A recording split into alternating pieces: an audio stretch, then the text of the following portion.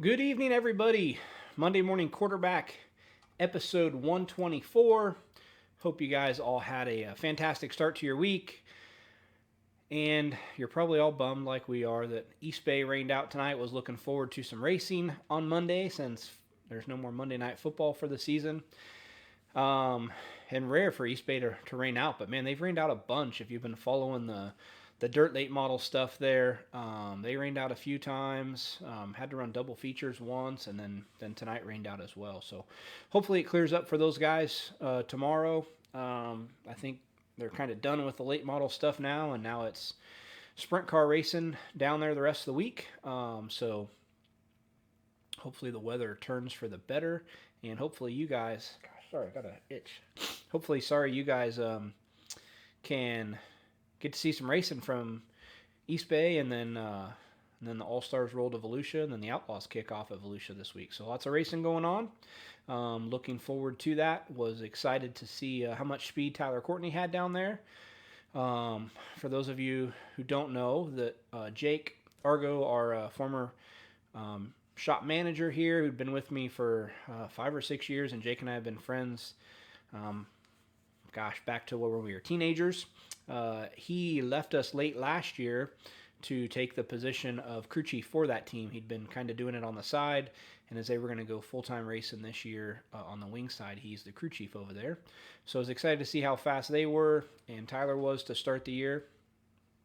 And our wing program has been picking up steam with those guys running well. So this week, I'm going to take Hudson down to race at the Peach State Winter Series. So I'm looking forward to getting down there and seeing some quarter midget customers down there for that. And then I'm going out west to do some testing next week, and then I'll be home after that, as we are on a bit of a baby watch here as the month of February starts to wind down. So I wanted to cover a topic, was going to do it last week and then switch it to this week, that I get asked all the time, and that's, what model of shock do I need? And so we are going to go through that tonight. There's several questions that I ask customers, and so we'll ask you, the guys, those customers, and we'll walk through our website a little bit to show you some of the different models of shocks. And then when I'm done with that, I'd be happy to jump back over and answer any tech questions you have or specific shock model questions. We can get all of those taken care of. So the first thing that I would ask folks is, number one, what's your budget? And I really do feel like for the majority of racers, we can come up with a good quality shock package within their budget. And if we can't with new, oftentimes we can with a rebuilt used set of shocks. So we get a fair bit of those throughout the year when we do our 2-month trade-in program, and then test shocks and different things. So that's always an option to get a nice shock package for a reduced price. So number one, what's your budget? And that's going to kind of steer our conversation as far as some of these other questions: adjustable, non-adjustable, twin tube, mono tube. And we talk people down on their budget sometimes. It's not uncommon for us to get someone to call and they're like, yep, 4-way adjustable shocks all the way around, or double adjustable shocks all the way around. You don't need that. Probably going to overcomplicate things. When you get in an accident, the shocks are going to be a little more expensive to repair. If that's your budget, awesome, but let's shrink it a little bit on the shock side, and then you'll have more to spend on tires or testing or wherever you choose. So 1, what's your budget? 2, what are your rules allow? So for example, if you're a IMCA Race Saver racer, the XT shock is not allowed per their rules. They consider that a canister shock. If you race A-class micros, cockpit adjustable shocks aren't allowed. So adjustable shocks are, but not cockpit. And so that gets us to, when we're setting our budget, if we're allowed cockpit adjusters and we want to run those, we got to figure those into what we need. Number 3 would be, do you want adjustable shocks or non-adjustable? Again, this could be a rules-driven thing, but I think most series are allowing adjustable shocks. And I would most of the time steer you that direction because one adjustable shock is less expensive than two non adjustable shocks. And so, for that reason, um, it's a better option because typically an adjustable shock is going to cover 5 or 6 different valvings. So, much less expensive in the long run than going the non adjustable route. And then the last one, which is the most popular question, is twin tube or gas shocks. We get this question a lot, and sometimes it's a budget answer, what can you afford? And sometimes it is what type of car are you racing and what type of tracks are you racing at. Okay, so what we're going to show you here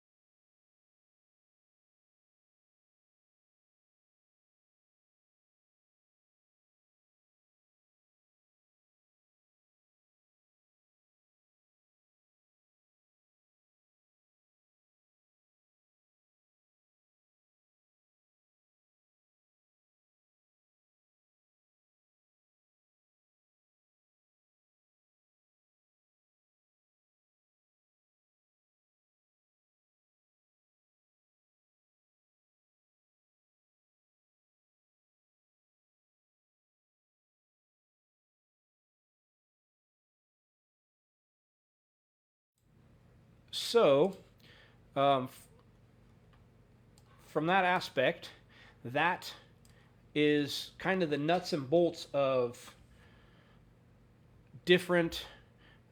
Oh, sorry, you guys lost sound. Darn it. Can you guys hear me now? I don't know if the mic just cut out or when we went to the computer screen if you lost it.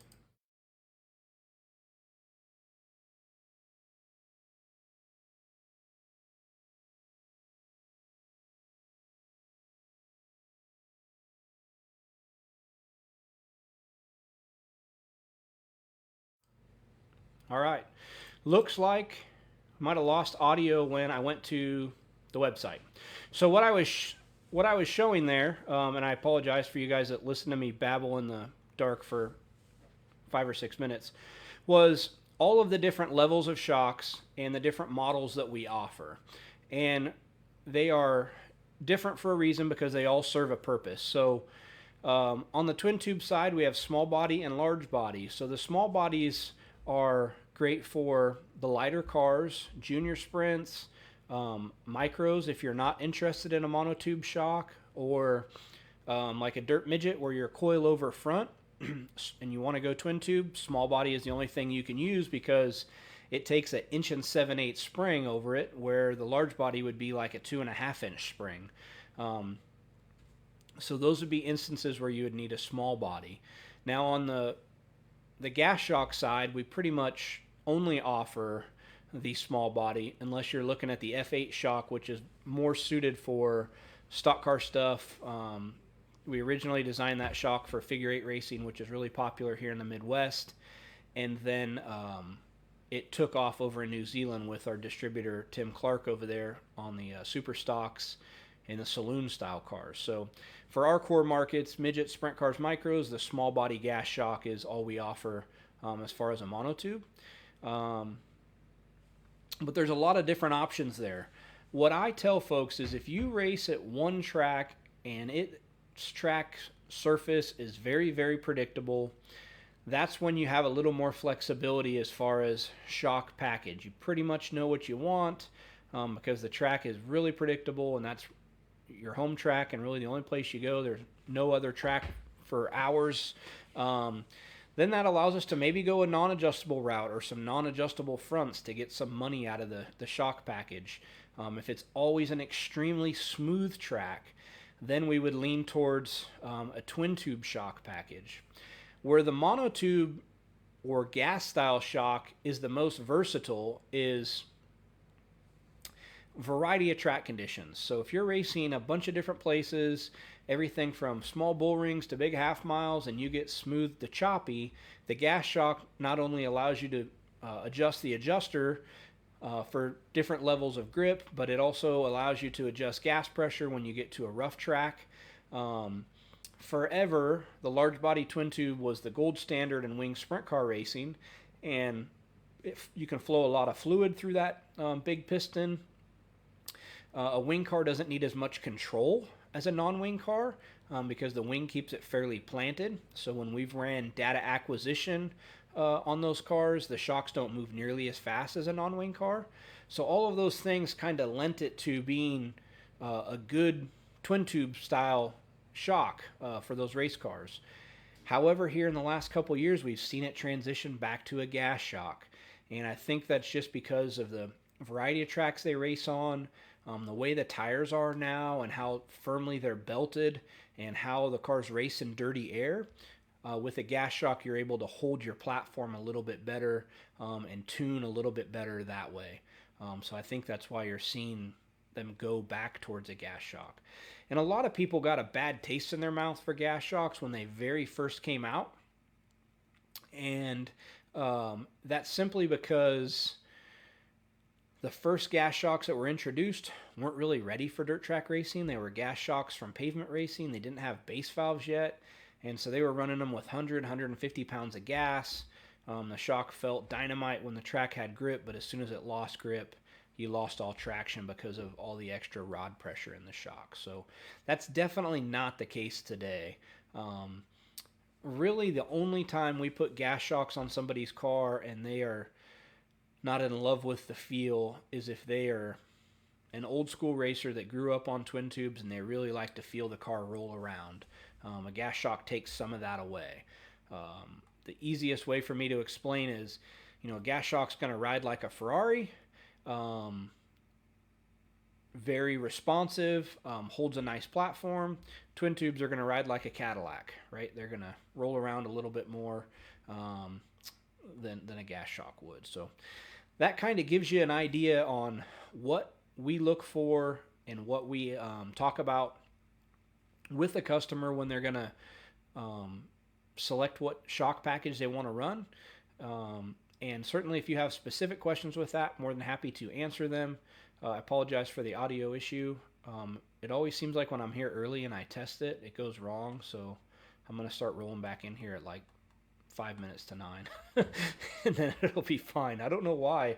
It shows audio on my end, and typically when I lose audio, you won't see the meter move. So I don't know. I'm not a tech savvy guy. One of the things we're working towards is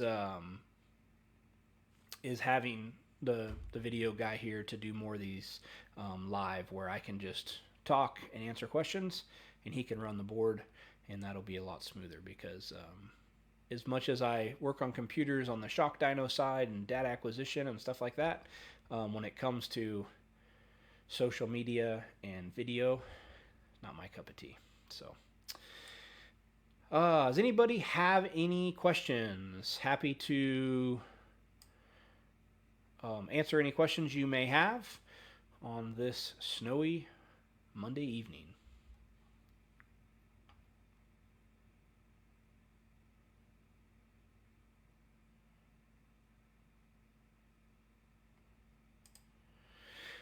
Eric Long, asphalt quarter midget, heavier classes. Why would you want to increase the rebound on the shock on the right side?